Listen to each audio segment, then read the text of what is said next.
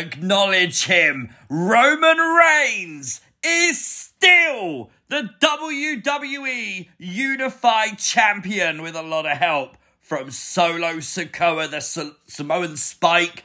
Honestly, I thought it was all over here. Sami and Kevin, the Usos, come out. They equaled each other out. But there's always a plan B when it comes to the Bloodline. The heat, the social media heat right now for Cody Rhodes not finishing the story is insane. This had a huge fight feel from the offset. Honestly, loved it. Oh my God, the emotion when Cody gave Brody his belt, that hit me, man. But this day, this WrestleMania is once again Roman Reigns. Roman retains the gold. Shocking. This is things you might have missed for WrestleMania Sunday. Make sure you hit the like button. And if you are new to the channel, hit the subscribe button too. Now, it has to be said, the fact Lashley didn't have a match tonight did really suck. I'm not just saying that because Bray Wyatt's not there. Bray's sick. But the point is, Bray's been sick now for a number of weeks. WWE should have had a contingency plan build up in, 5 weeks for a match with Lashley. There was a lot of filler on tonight. And I feel like the Shane McMahon match, the filler around the Hall of Fame segment, you could have easily squeezed in a Bobby Lashley match. You've got LA Knight, Karrion Kross, Bronson Reed, Rick Boogs, Madcap Moss, Uncle Howdy. There's a lot of different possibilities you could have done. Instead, you did nothing. It's a shame.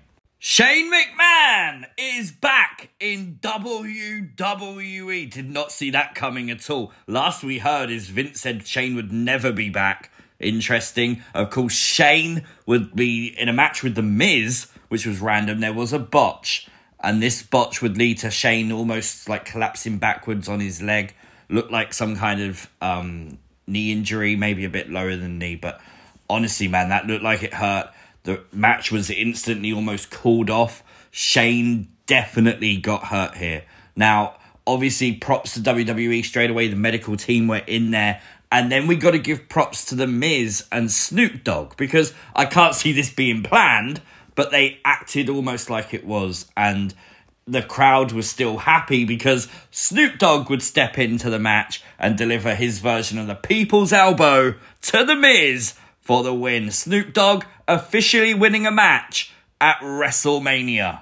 Edge would emerge with his Brood gimmick, but oh my God, what is that? That is brilliant. Like a Mirrorball Skeletor-inspired mask by Edge as he come out with wings and all. He was literally the devil. I absolutely love this. The visual was so cool. The transition to Edge's normal theme song was done really, really well.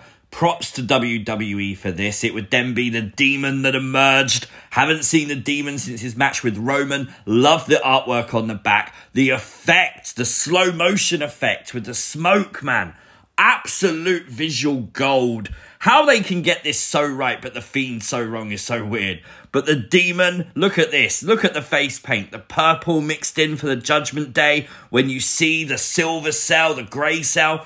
Brilliant. Absolutely brilliant. It's when you see this in the ring like this that you realise how bad the red cell actually was. There was a spot in this match where Edge threw a ladder at Finn Balor, and of course it connected smack into his head, and there was instantly blood gushing everywhere. The referee stopped the match and got a doctor in to see to Finn. It's a real shame this happened because you know a lot of people will focus on this. And the truth is, it was a really good match if you take this part out of it. Because, of course, you lose interest in it because nothing's happening for a few moments. Of course, Finn did jump from the side of the cell and he would go through a table with a coup de grace. No one home. A spear wasn't enough. The concerto is what ended it. And that's a nice way to end the story of what they did to Beth and everything. So fair, I understand it. I do wish the Demon would have won this one, though. I won't lie. But I think Edge obviously is going to have a big year. There's rumours this will be his last year. So I can understand maybe why you're trying to build him up to have that big final match. It was the Beast versus the Giant to kick off WrestleMania Sunday. And do you know what? It was really good. The story was good. Omos dominated Brock Lesnar for the opening part of the match. And then Brock would turn it around. He would be able to suplex Omos. He would F5 the Giant. He would get the pinfall. But Omos got up before Brock Lesnar did. That right there is establishing Omos. You know what? Maybe it wasn't the best match of all time, but it was pretty damn quick and it was pretty damn good. The crowd responded well, and that's really all that matters. It made Omos look better than before. And again, that's what matters. You're starting to establish these people. I liked it. The Women's Tag Team Showcase match. I gotta say, I love Liv and Raquel's matching gear. Always like it when tag teams do that. It ended with a Ronda Rousey armbar to Shotzi. And of course, as predicted, Ronda and Shayna with a victory. Let's be honest, they're the only actual tag team in the match. I mean, that's pretty obvious what WWE's gonna do, right? Got to shout out Chelsea Green. I think her performance tonight was really good. I think her character in WWE has developed really well. The whole Karen gimmick has really sort of gained some traction. And I love the fact she was like running away from Raquel, completely just jumped from the top rope to the outside. Just that whole gimmick is just working really, really well for me. Gunther remains the Intercontinental Champion. Literally did not see that coming. I was predicting it was going to be Drew McIntyre. I think Drew had a hell of a year last year, and I thought this was going to be like his reward of the IC title. I thought it was a triple threat. You could put the belt onto Drew by him pinning Sheamus. The story still played out. The friends sort of screwed each other out of the match a couple of times. Maybe they're going to feud again, potentially from this, maybe. The match itself, very hard-hitting, exactly what you expect. The crowd was definitely into it, but the end result remains the same. Gunther is the Intercontinental Champion. At this point, we're going to be asking who's going to take the belt off of him, because we wonder about Roman's streak and stuff like that. Gunther has been IC champ now for a long time. Asuka would make her entrance tonight with lots of other Askas on the stage. I thought that was really cool. Her mask was brilliant. A really nice touch was the gold on her face paint. Of course, the WrestleMania logo sports a lot of gold. Makes a lot of sense there too. Bianca Belair's entrance, though, was brilliant. The kids' dancing group, all dressed up like Bianca, of course, with the big ponytail, waving that around. Honestly, really, really cool to see. It was indeed Bianca Belair retaining the Raw Women's Championship. Really fun.